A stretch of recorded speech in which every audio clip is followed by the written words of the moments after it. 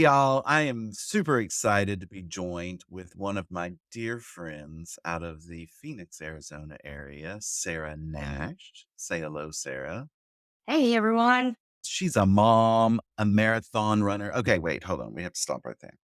So, the first time I met Sarah was in a class that I was teaching in Arizona, and she had this wall that I couldn't stop looking at. It had all these colors and all these things, and I just couldn't stop looking at it. But yeah, she's a mom and she's a marathon runner. And no, in the events as well as in real estate, it's all about a marathon. And please do not hate me, y'all. But October 12th, she became a grandmother. Can you believe that? It does not look like it. Grandmother to a beautiful little baby boy. T, are y'all calling him T? Is that what it is? Pete Rucker. T Booker. First and middle name. And he had a pediatrician appointment today and he's up to 11 pounds, 10 ounces. He's Love it. 1 month old. 1 month old. Okay. So he was 9 pounds, 2 ounces, 9.3. 9.3. So that's a good thing. So that's for So your how many medals do you have? like Or as how far as many go, races that you like? I've run over 30 races. Like I don't really because you don't get a medal for every race. I try. So I know. So that's me. Like my friends will be like, hey, do you want to run this race? And I'm like, do we get a medal? Because I like to have presented to me and awarded to me for my efforts. So I have 30 plus medals, way more than 30, but I've run 30 like just regular races. But I need to clarify one thing. I've never run a full marathon. I've run, I think, five half marathons, which is 13.1 miles. And then the rest, 25 plus, that are between 5K and 10K, some little longer. And then I've done multiple Ragnar relay races, which those are a 200-mile relay split up over a team of either 12 or 8, depending on if it's road or trail. So I think I've done nine total, I think 4 trail and 5 road. And that you could be, so you're split up into 3 legs, if you will.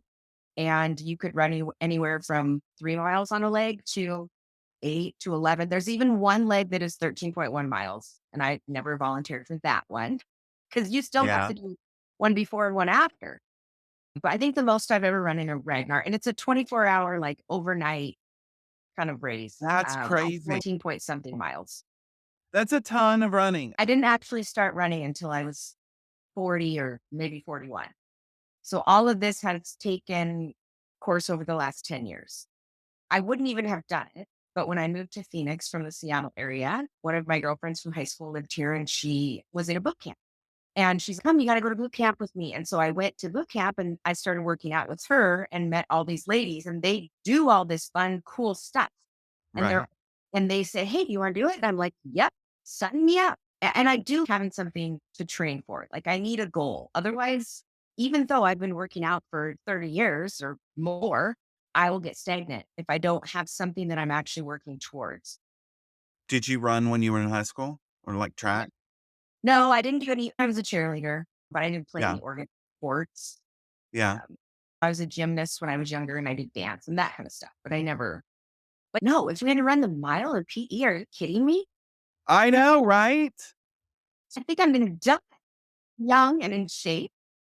Whatever, you are still young and you are still in shape. Come on, let's be real here. Sure. So I met you in a class, and those medals seriously had a huge space that were burned into my memory because I can literally still see them just lying up on that wall. And you've moved since, and I told you you've got those medals back on the wall because they're super impressive. And it is a lot. That was what, 2017? 20, yeah. I mean, it's been a while. I feel like I've known you forever And I love it, and I love it. because it was But it's so comfortable. I feel like we hit it off.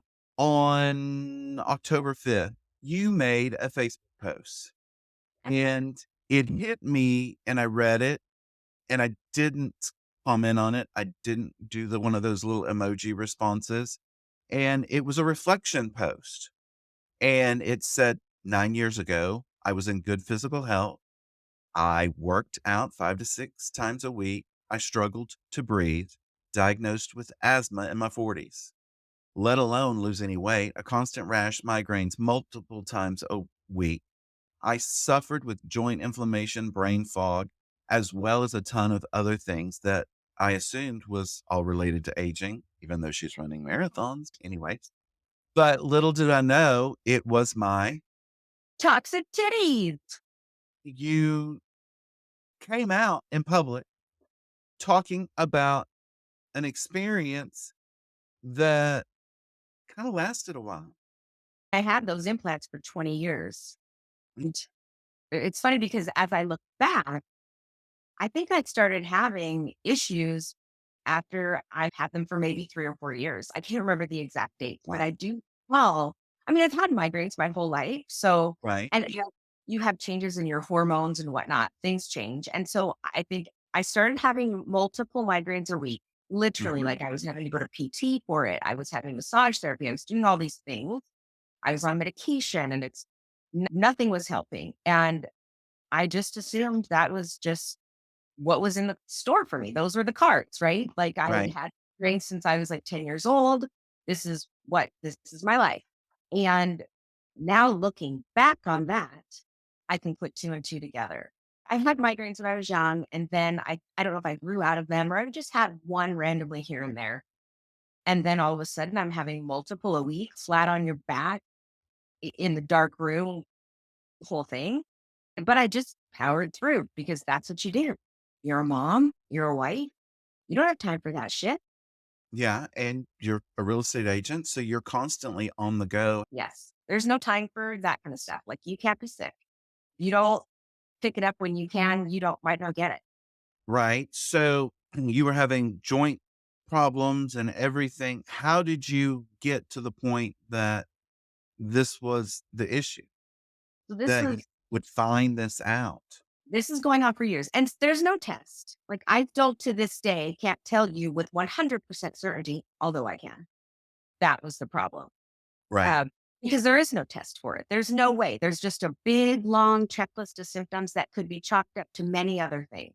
And Right. so you just have to be willing to make the leap, take the leap of faith. One of my girlfriends said to me, we were talking about something, I don't remember, one of my many problems. And she's, my yoga instructor just had her implants out. She was going through a lot of the same things that you are. Maybe you should look into that. And I was like, oh, no, no, if that was the case, that would have happened a long time ago. Like I've had them forever. No, that couldn't be me. Total denial. But she planted a seed and I'll be forever grateful to her. So did you take that back to your doctor? Did your doctor say, "Hey, let's explore this," or how did you? There was no like the doctor isn't going to say, oh, yeah, I think it is your implants. Don't do that. For me, she planted that seed and then I let it germinate. And I started doing research, getting online, looking into reading things. I joined a few Facebook groups for people that had breast implant illness. And I was like, could it really be? I didn't think it could because I had saline implants. And you only think that the silicone Silicone. is the bad one, right? But the saline is still encased in a silicone shell.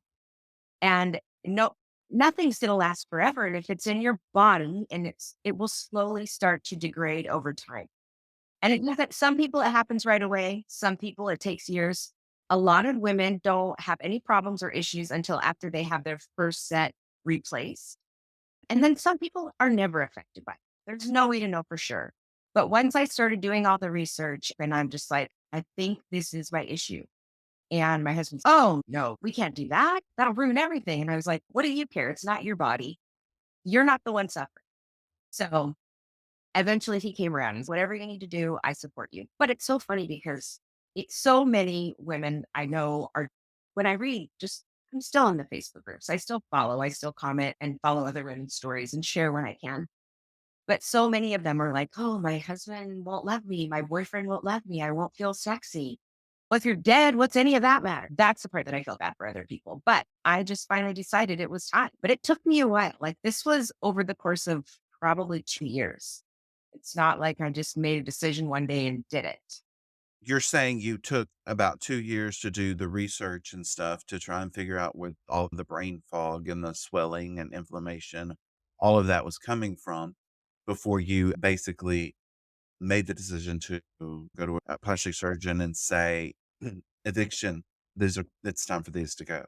And I had another doctor that I was actually working with. She's my hormone doctor. She's not even related to this in any way, shape, or form. But I was talking to her about it, and I had some swollen lymph nodes that she sent me for an MRI. She Mhm. blood work. She did some other tests. I can't even looking back, like it was over the course of time. She's like, okay, let's try this, let's try that. And finally, I'm talking about pain in my underarm. And she's like, well, a lot of times that is indicative of a heart condition, which scared the shit out of me because my dad passed away at 49 of a heart attack. Now, granted, he didn't exercise, he was a smoker, blah, blah, blah. And then my daughter was born with a heart defect. So obviously something is in the genes, right? So I'm like, oh, I never really had my heart checked out. So I should probably go do that. So I went in and cardiologist is like, your heart's fine. You're super strong. Everything's great. Maybe you should consider getting your implants out. It's like, damn it. I just wanted there to be a reason. And there Well, wasn't specifically but a but but but if you really think about it, one of the things that I hear from women especially is that doctors don't have a great track record of listening to them and what's going on with their body. Men say it too, but you really hear women say it, especially, and it's not always like you've got this perfect little team going on. So you really have to be that advocate for yourself, right? and it's tough because when you feel because you're not the one educated, we're all educated, but I'm in a certain way, but I'm not the one with the medical degree. So Right. I would assume that I could count on them for correct information. That's not the case. But it is funny now because I feel like more doctors are coming around. It was, and now a lot more women are able to have this covered by their medical insurance. As a realtor, don't have medical insurance, but it was all out of pocket for me. But if you can get them removed and have it covered by your insurance, at least partially. Now, neither one of us are doctors, and we're not sitting here diagnosing you, Oh, but we're absolutely. talking And about I'm just not an hearing. expert on this. I No, do. I understand. And you were what, 50 years old when you jumped in and had the implants removed? How was the surgery? The surgery was great. I had a really good surgeon. He's located here in Glendale, and the way that they were removed, basically, this is going to sound pretty gross, but you basically get filleted from one side to the other. They lift it up and take your implant out with all the scar tissue around it because that is super important. You cut Okay, into so the they take flesh. the scar tissue, they don't just cut and just slide them out like you see them I when they mean, replace them. no, and that's the problem. And I think that's why so many women do have issues once they are replaced because they just cut you open, pop the implant out, pop the new one in. This, they are taking it out with the scar tissue around it. And that's the ultimate goal is to have it come out in one piece. But a lot of women have them, they stick to their ribs. And so the doctors have a hard time getting them. And so it's really important to find a doctor that can manage that Right. because you don't want any of it left behind. If some of that nasty toxic scar tissue gets left behind, you would still have problems. And you're like, I went through all of this for nothing because it's a pretty invasive surgery. It was a big deal, but in true Sarah fashion, I had my surgery in the morning and then I was at home that night, still hopped up on whatever they put, in the IV, but writing an offer, writing a contract. So then I sent it to someone else to double check my work. I was about to say, hold on. I think, yeah, no, no, no. I mean, I've been working with this client forever and I really want it. And so I was like, okay. So I wrote the contract and then I sent it to someone, double check my work, make sure I didn't do anything crazy, make sure everything looks good. They said, yeah, it all looks great. And then she ended up getting that house. And that was, I don't know, like this was during the height of everything. And this was the fifth or sixth place we had written offers on for her. It was very, I feel like it was, oh, yay. Like two good things happened. So, was it a gradual change and you started just feeling worse and worse over, because I guess you said you had them for 20 years, so you probably felt great for a while and continued on and doing everything, and then you probably had more headaches and everything like that, right? Is that kinda how it went? That's is why you started thinking there was something going on? It was just the constant stuff that wouldn't go away. The Okay. the headaches and the inflammation and the brain fog and the pain in my underarm was like the straw that broke the camel's back. Literally, I would be out showing property in the morning, be out all day, finally get home, and I would throw an ice pack under my arm and have a glass of wine. Like, oh my gosh. How did you balance your family and your career and not feeling good? How do you do it all? Because I know you and you give 110% everywhere, but how do you do it? Where does it come from? Don't just say it's my tenacity. It's got to be hard. Life just doesn't stop. And I know people say, oh, you just soldier on, but And that, so I don't necessarily have an answer for you on that because but that's how I live my life. No matter what happens, I'm just going to power through. But I did have a lot of help. I will have to say that my husband was doing the grocery shopping, cleaning the house, cooking the meal, and not just when I was sick, like just when I'm super busy with real estate. yeah, And and it is lucky for me, my kids are older.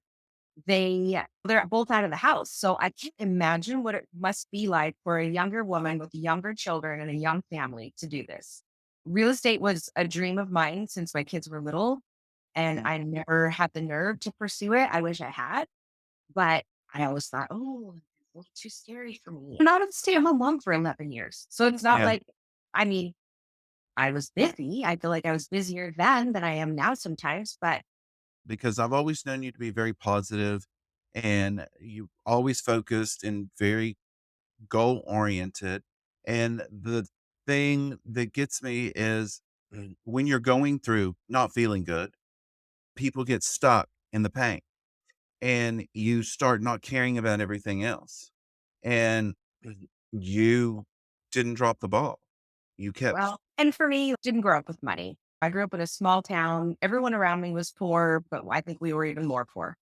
And and that was just the work ethic was like, this is what you have to do. There's no time right. for anything else. Like you just keep going and it'll, there's time for rest later. You can sleep later. You'll feel better later. Pop some ibuprofen. Just keep going. Pop some Uh, ibuprofen.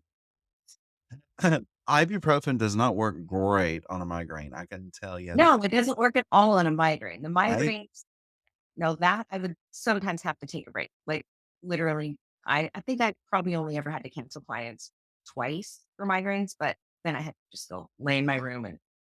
But the amazing thing is, so the Toxic Titties were evicted on December 28th of 2021. And I have had literally one migraine since then. One migraine since then. One. Wow. One Has your overall health been since the date of eviction? with well, immediately, like my mind started to clear up. And I always thought, oh, the people are whatever. They can't really happen like that. But I kept looking for the differences in my eyes. Like my eyes are clearer. The rash is gone. I had a rash between my breasts for 10 years, let's say. Wow. It's gone. Like I'd gone to the dermatologist many times and they're like, oh, here's a new cream, try this, whatever. There are some things I miss. Like I have little tiny boobies now and I'm not sad about it but I'm sometimes sad when I go to put on a dress or something and it looks different. But I would much rather, and I'm actually disappointed in what I had left. He left me with bigger boobs than I wanted. Like I wanted to be Fridays on nails. Like I didn't want anything. It would have been amazing to me not to have to wear a sports bra when I run. When you But run. but but I am just wearing like a bra from Costco. I used to have to buy these like $70 ginormous bras that went from here to here. Um, and I don't have to do that anymore. So that's cool. Will that save on fabric? I don't They know. don't exactly. Okay, so if you flash back in your mind and you go back to when you were, let's say, even Christmas 2021, and you're thinking you're going to have this surgery, you've gone through stuff, you're at the last little hurdle before, a couple of days, and you're going to have the surgery. I was gonna say I was a nervous wreck. Anytime that you have to have any kind of surgery, and I haven't had a ton of surgeries in my life, so Right. going under anesthesia is scary. I just knew that I had to do this. Like I didn't want to back out. I just wanted to get it over and done with. If I didn't do it then, I knew I'd have to do it in the future. What So would you tell that Sarah from Christmas 2021? I was like, don't worry, girl, you got this. I shouldn't say I was. I would be. Don't Yeah, worry, girl, you got this, and you're going to feel so much better when you come out the other side. yeah. And I'm grateful that I made that choice. If you had it to all do over again, would you get them? No, I wouldn't have gotten them in the first place. I don't, I don't maybe. It's a hard question because you can't go back 20 No, you I said can't. 20 years. You can't go back and change that, but it's still that for somebody who prioritize health and is always up for a challenge and running and stuff, it's just an interesting. If I could go back and make a new choice, I definitely would not get them.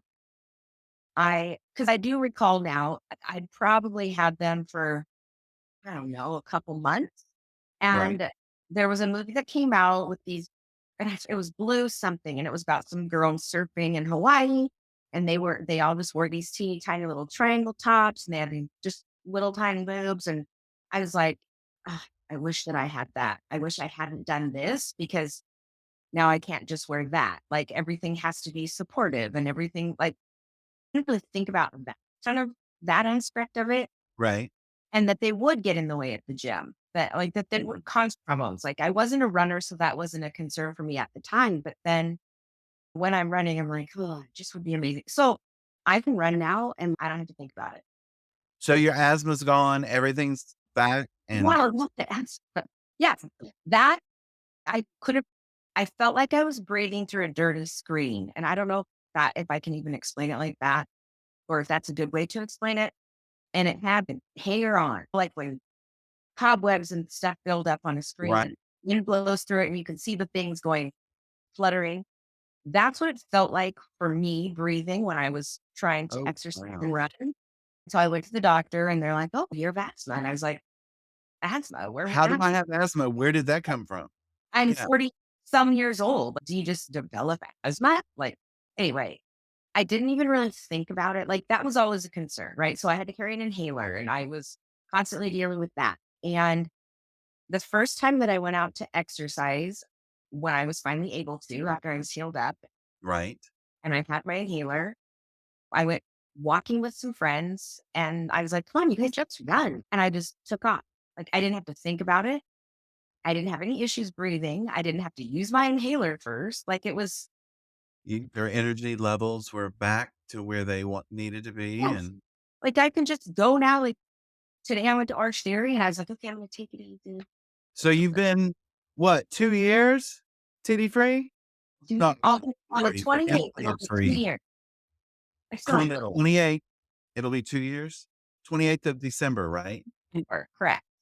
That's an amazing thing. How's life now? How's work? How is other than an amazing, precious My grandbaby? health is awesome. I have a brand new grandbaby that I love him so much. Everybody else said, "Oh, wait till you have your grandkids. You're not even gonna realize like how much you love them." And can't even. They don't live here, and so when he was born, I went to go spend 2 weeks with them, and they're Right. coming down here for Thanksgiving, and I can't even wait. I'm That's just awesome. inside. Oh, work is slow. I'm gonna be honest. The interest rates and everything that's happening right now, it's things have slowed down a bit. You got to do what you got to do, and just keep plucking away at real estate. I'll never stop. It's truly my passion. It's what I enjoy the most. And you're so good at it, and you're Well, so thank you. smart. I can testify to those 2 things. I really do enjoy it. It's my favorite thing, serving people. And you're amazing. I can tell you from an educator's point of view. There you go. Thank you, Sarah, for jumping in and telling your story. And if folks want to send you a referral or talk to you about Phoenix real estate, what is the best way to get in touch with you and how? You can shoot me a phone call or a text, 602-642-5699. I'm also you can find me on Facebook. I have a personal page and a business page, but or you can send me an email. Yeah, and I'm happy just to talk about real estate. If anybody has questions about breast implant illness, I'm happy to share my story. It may not be exactly the same as yours, but I would love to be able to do that for people. There's strength with numbers and sharing of knowledge and experience. So thank Of course. just so everybody knows, we are gonna put Sarah's contact information in the show notes below for this episode. I love to talk to people. She loves to talk, so give her a call. I want to listen to. Oh, okay. Yeah, no, you do. You're a good listener. You're a good listener. Thanks, Sarah. Thanks, Robbie. Thank you for tuning in. We're dropping new episodes every Sunday at noon Central Standard Time. We'd love your support for the Real Tea with Robbie English. By giving this video a thumbs up and subscribing to the channel, it would really help us out. Be sure and share it with your colleagues and friends, and until next time, we hope you have a profitable and productive week.